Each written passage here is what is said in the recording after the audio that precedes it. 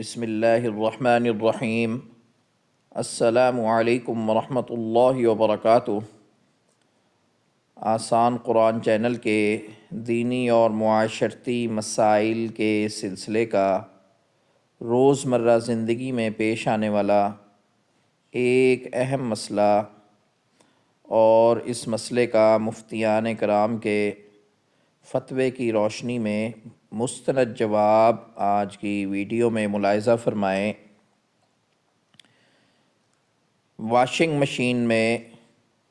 پاک اور ناپاک کپڑے دھونے کا کیا طریقہ ہے؟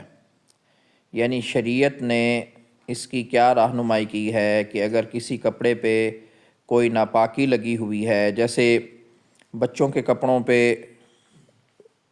کسی ناپاکی کا امکان ہو سکتا ہے کہ بچے باہر کھیل رہے ہوتے ہیں، یا خدا نخواستہ کوئی پخانہ وغیرہ لگا ہوا ہے،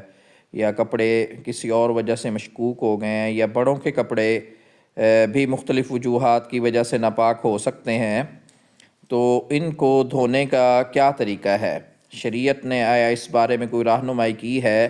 یا سارے کپڑے اکٹھے ہی ایک ہی بار مشین میں ڈال کر دھوئے جا سکتے ہیں، پاک اور ناپاک؟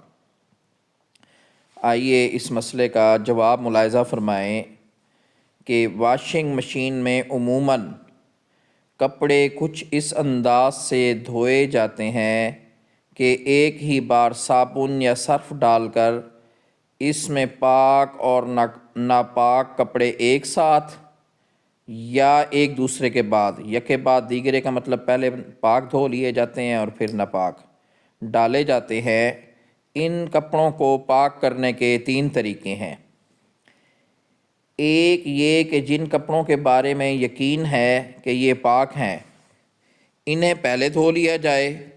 اور اس کے بعد ناپاک اور مشکوک کپڑوں کو دھو لیا جائے۔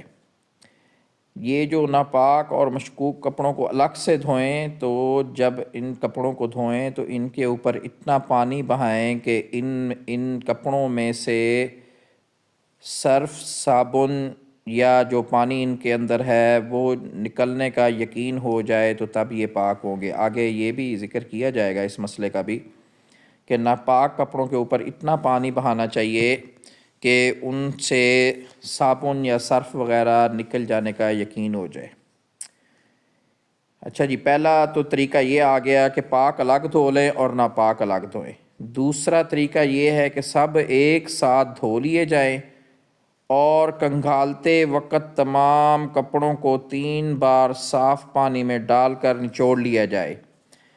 ایک بار انہیں پانی میں ڈالیں، ان کو نچوڑیں، ان کا پانی اچھے طریقے سے نکالیں، دوبارہ ان کو کنگھالیں، 3 بار یہ کرنا ہے۔ اور تیسرا آسان طریقہ یہ ہے کہ کپڑوں پر اتنا صاف پانی مسلسل بہائیں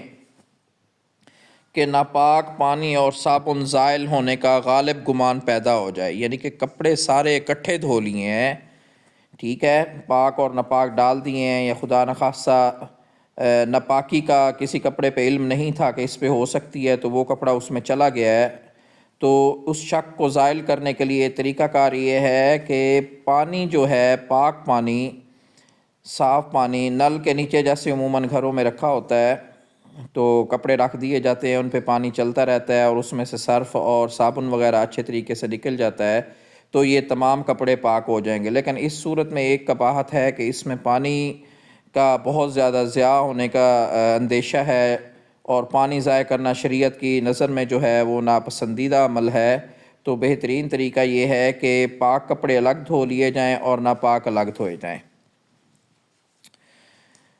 دعا ہے اللہ پاک ہمیں دین کی صحیح سمجھ اور عمل کی توفیق نصیب فرمائے، آمین یا رب العالمین۔